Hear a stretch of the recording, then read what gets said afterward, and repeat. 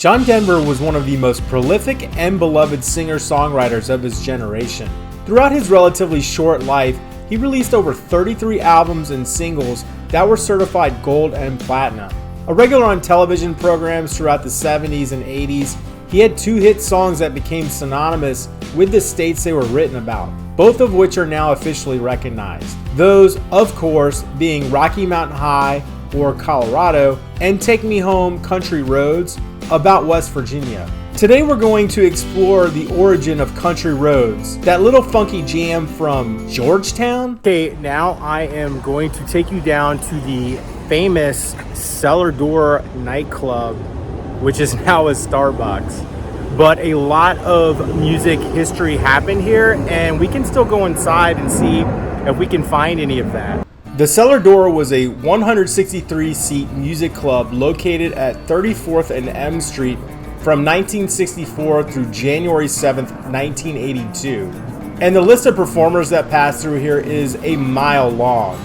But notables include Billy Joel, America in their first appearance in the US, Jackson Browne, Miles Davis, Jim Croce, Stevie Wonder, the Flying Burrito Brothers, Carole King, Bonnie Raitt, Linda Ronstadt, etc., etc. Neil Young's 2013 Live at the Cellor album was made up of the 6 shows that he performed here in 1970. As well as being a performer in the band Fat City, Bill Danoff also worked here at the club and came in contact with a number of artists.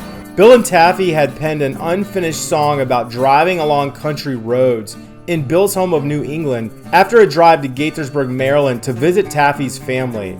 In December of 1970, their band was opening for John Denver, and during an after-hours impromptu jam session, they introduced Denver to their song.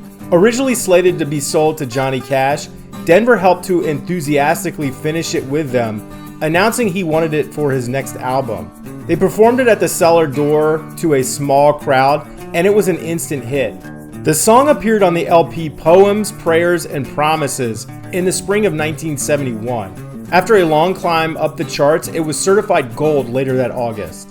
They continued to collaborate with Denver over the years, including on another one of his hit songs, I Guess He'd Rather Be in Colorado. Country Roads has become synonymous with West Virginia and is part of the lasting legacy of John Denver.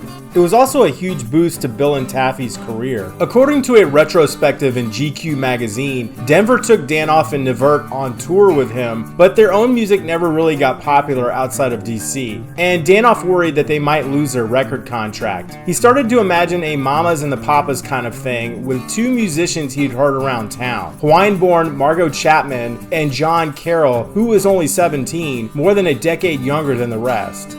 They began performing as the Starland Vocal Band with emphasis on super tight harmonies. In the mid-70s, Denver signed them to his record label Windsong Records. That little road in Gaithersburg, Clopper Road, is now a main artery off of Route 270. Amongst the suburban sprawl, here's a little section I found that is still reminiscent of that country road that once was.